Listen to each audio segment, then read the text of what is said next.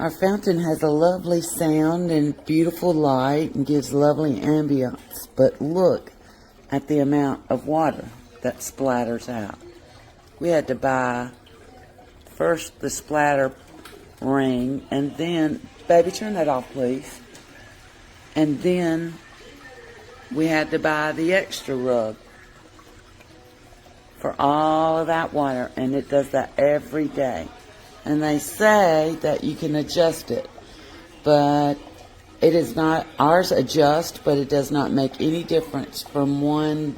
It's the same all the time. So if it would lower the adjustment and be less water, it would be lovely. But this is what we're stuck with, I guess. I think